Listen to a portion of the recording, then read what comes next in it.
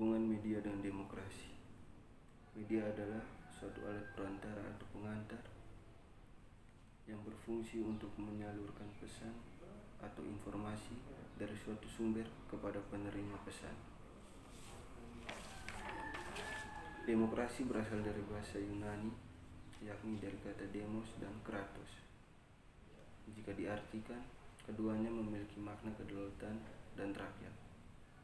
Demokrasi sendiri merupakan paham yang dianut oleh sebagian besar negara yang ada di dunia, di mana memiliki sistem pemerintahan, yakni kedaulatan yang berada di tangan rakyat. Dalam hal ini, rakyat memegang peranan paling besar dalam jalannya pemerintahan. Saat ini, negara kita, negara Republik Indonesia, menganut sistem pemerintahan demokrasi, di mana para wakil rakyat yang duduk dalam kursi pemerintahan merupakan hasil dari pemilu yang dipilih oleh rakyat. Dalam pelaksanaan demokrasi, salah satu yang memegang peranan dalam penyelenggaraan demokrasi adalah adanya kontrol dari media sebagai bentuk tujuan media dalam komunikasi massa.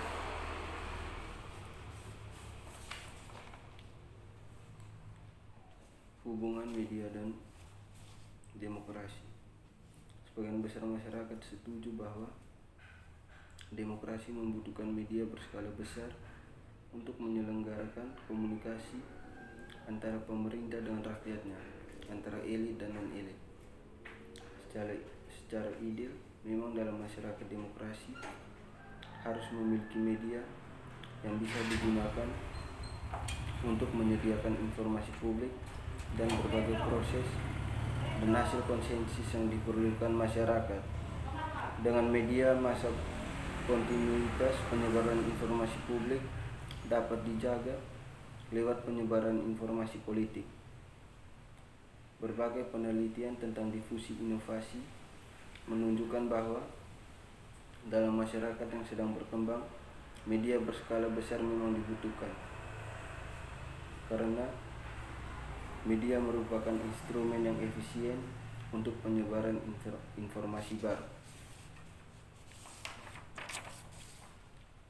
Peranan media massa, media cetak maupun elektronik dalam mengawal jalannya demokrasi.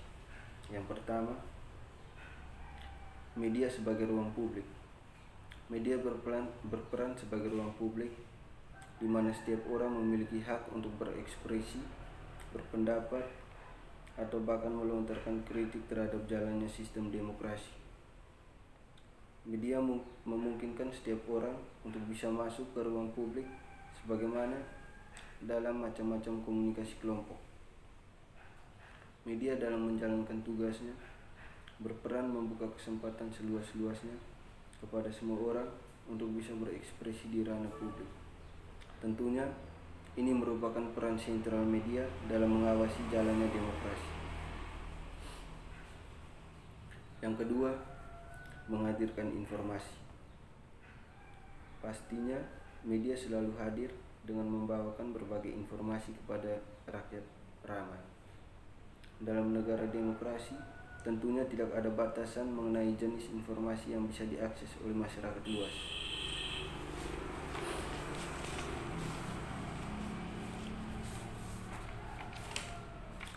Yang ketiga, memberikan perkembangan mendalam dalam berbagai sektor.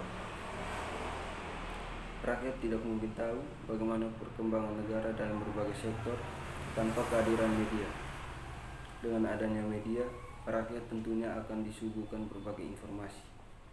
Bagaimana pertumbuhan ekonomi, jalannya pembangunan, jumlah penerimaan negara dari devisa, dan lain serta tentunya perkembangan dalam berbagai sektor pemerintahan sebagai penyebab kecemasan organisasi dalam komunikasi. Tanpa peran media, maka rakyat akan buta informasi, dan pastinya bukan hal seperti inilah yang merupakan bagian dari demokrasi. Yang keempat, memberi gambaran dan lukisan kondisi sosial politik. Media juga selalu hadir dan berperan dalam rangkaian memberikan gambaran situasi politik. Dalam hal ini, negara demokrasi memberikan hak penuh kepada rakyatnya dalam menentukan pilihan politiknya. Media lebih berperan dalam memberikan pilihan-pilihan alternatif mengenai sosok dan tokoh yang tentunya layak untuk dipilih. Media juga membuka peluang bagi para pelaku politik untuk bisa lebih dekat dengan para pemilihnya. Yang kelima, menyorot masalah yang berkaitan erat dengan ranah publik. Dalam negara demokrasi, pastinya kita akan selalu menemukan permasalahan, baik intensitasnya biasa sampai yang kompleks. Maka dalam hal ini, media hadir sebagai pembawa pesan dan menyemproti masalah yang erat kaitannya dengan kehidupan publik sebagai bagian dari media komunikasi modern. Yang keenam, menjamin adanya kebebasan berpendapat.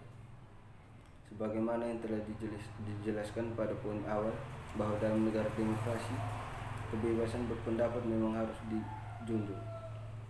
Maka dari itu, media hadir dalam memberikan ruang yang lebih luas dan sarana kepada mereka yang ingin berpendapat. Yang ketujuh, media sebagai bentuk kontrol dan kritik. Dalam negara demokrasi, pastinya harus ada yang berperan sebagai kontrol dan kritik bagi jalannya roda pemerintahan sebagai penyebab keberhasilan dalam komunikasi. Tanpa keduanya, maka pemerintahan bisa saja bekerja seenaknya dan sewenang-wenang. Karena itulah media hadir dalam perannya sebagai pengontrol dan tak segan melancarkan kritik kepada pemerintah.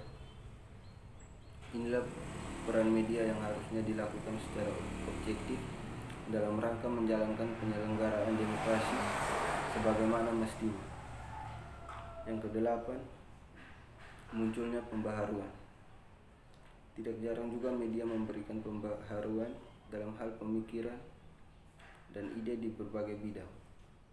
Tentunya hal ini membuat demokrasi semakin hidup, sebab semua rakyat diberikan ranah dan kebebasan untuk berkreasi dan berinovasi seluas-luasnya.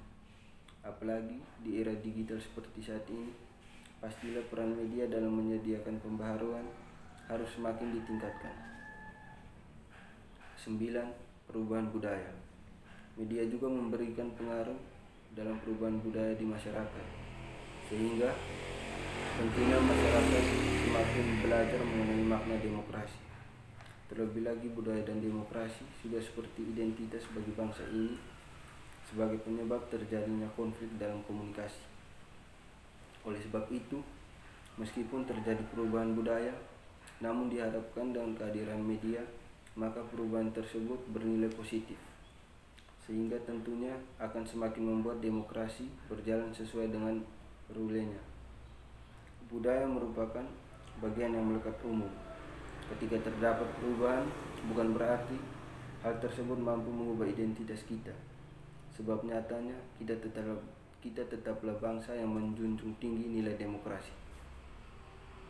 Yang ke-10, propaganda pesan penuh harapan.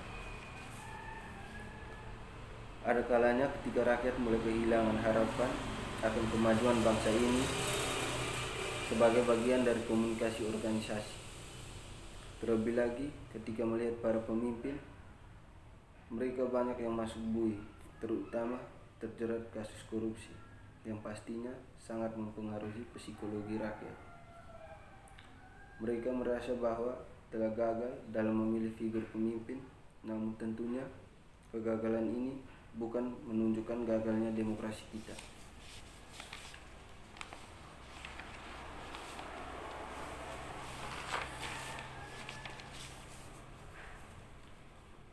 Yang terakhir, saya ingin mengingatkan kita semua agar selalu berhati-hati dalam menyebarkan informasi, terutama berita atau informasi-informasi palsu. Akhir-akhir ini dunia maya banyak dimunculkan informasi dan berita palsu yang dikenal dengan istilah hoax oleh sejumlah oknum yang tidak bertanggung jawab. Jika tidak ada kehati-hatian, kita pun dengan mudah termakan tipuan hoax tersebut, bahkan ikut menyebarkan informasi tersebut, yang tentunya akan sangat merugikan bagi pihak yang difitnah. Dengan ini, saya ingin memberikan beberapa tips supaya kita tidak mudah terhasut dengan tipuan hoax. Tips yang pertama, hati-hati dengan judul berita yang provokatif. Berita hoax seringkali menggunakan judul sensasional yang provokatif, misalnya dengan langsung menudingkan jari ke pihak tertentu. Isinya pun bisa diambil dari media resmi, hanya saja diubah-ubah supaya menimbulkan persepsi sesuai yang dikehendaki sang pembuat hoax. Yang kedua, cermati alamat situs. Boleh dipercaya situs tersebut jika situs itu sudah diverifikasi sebagai institusi pers. Yang ketiga, periksa fakta berita tersebut. Yang keempat, cek keaslian foto. Sekian dan terima kasih. Saya Franciscus Aldian Agat, mahasiswa kelas C semester 2, jurusan Sosiologi, Universitas Nusa Cendana Kupang. Semoga hasil kerja saya ini dapat berguna bagi kita semua, terutama tentang berita hoax. Sekian dan terima kasih.